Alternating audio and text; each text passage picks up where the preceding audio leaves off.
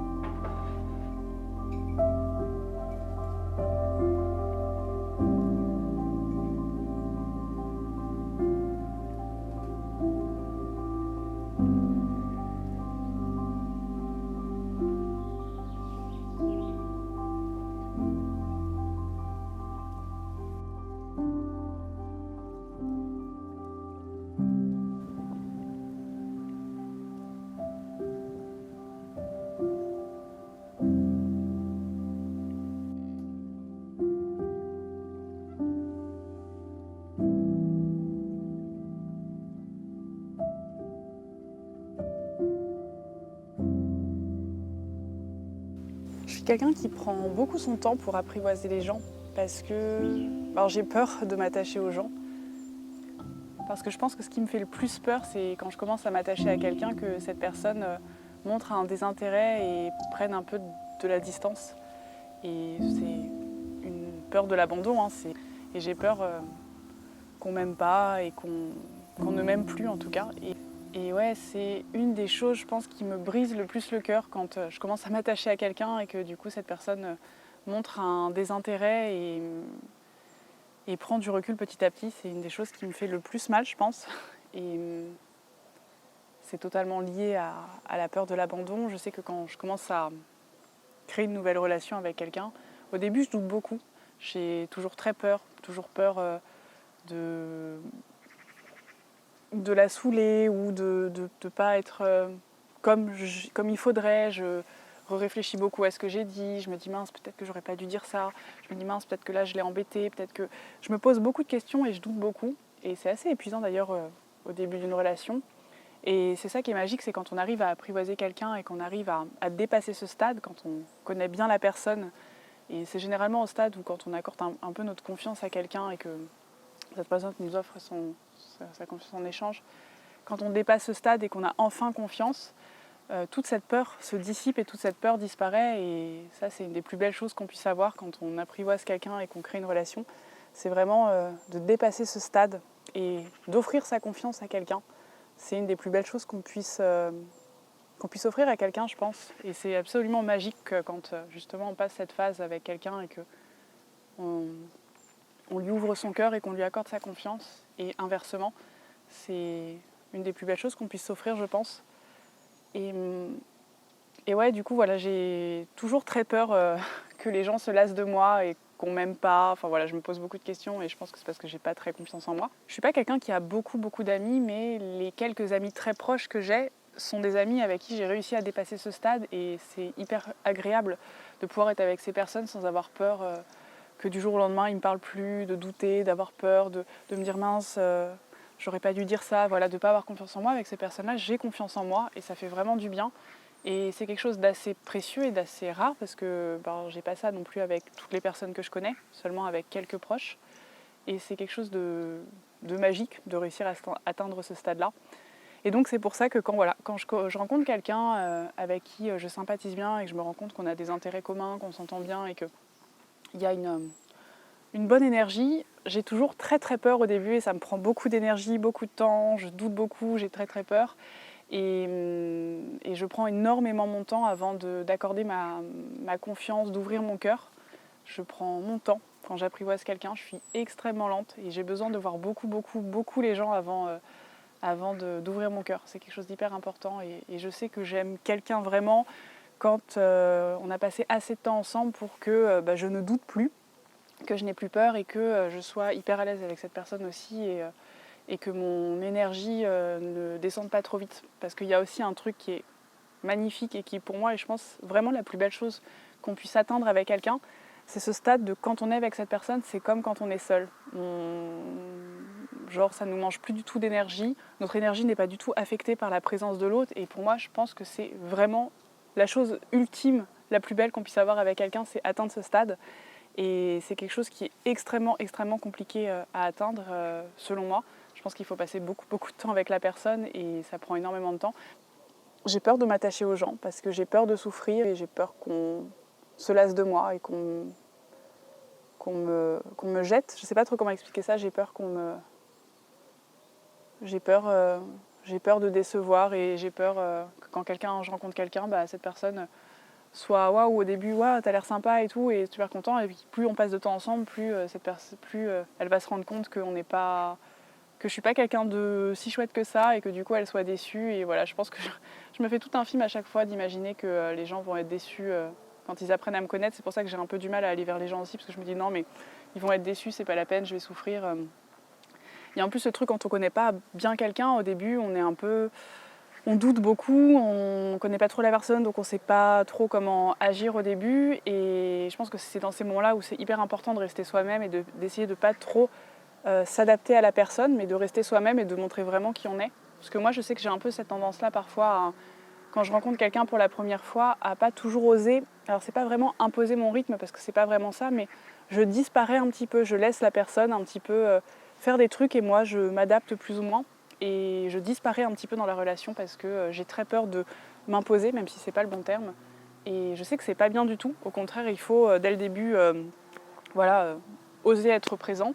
Et c'est hyper important, mais moi c'est un truc qui me fait encore un peu peur et c'est aussi pour ça que j'ai beaucoup du mal à aller vers les gens parce que ça me demande beaucoup d'énergie de créer un lien avec quelqu'un. En plus, quand on apprivoise quelqu'un et qu'on crée une relation avec quelqu'un qu'on aime beaucoup, tous ces sentiments qu'on peut ressentir au début, ça fait tellement se sentir en vie, je trouve. C'est des sentiments qui sont tellement agréables, des sentiments et des sensations.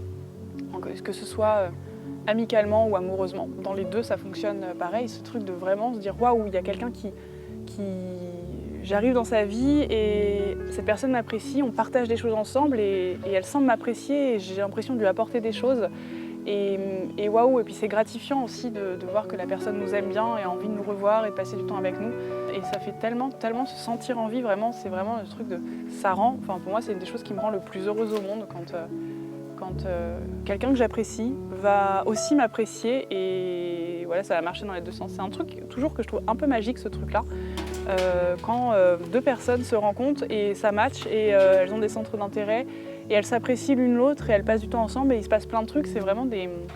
Pour moi, c'est de la magie. Je trouve ça tellement fou de réussir à trouver des gens qui nous correspondent, avec qui on match et avec qui on s'entend bien. Je veux dire, quand en tout cas, c'est des relations qui vont durer sur le long terme et qui vont vraiment être hyper sérieuses et hyper fortes. Pour moi, c'est fou qu'on puisse réussir à créer des trucs comme ça. Franchement, les relations humaines, c'est à la fois très compliqué, très difficile, très stressant et en même temps tellement beau quand on tombe sur les bonnes personnes et que on trouve des personnes qui nous correspondent, avec qui on partage des choses. Je pense que la plus belle chose qu'on puisse offrir à quelqu'un, c'est offrir sa confiance et offrir de son temps aussi. Et plus le temps passe, plus je me dis que c'est vraiment important d'accorder du temps aux gens qu'on aime et de passer du temps avec eux pour partager des trucs. Franchement, c'est une des plus belles choses qu'on puisse offrir aux gens, je pense.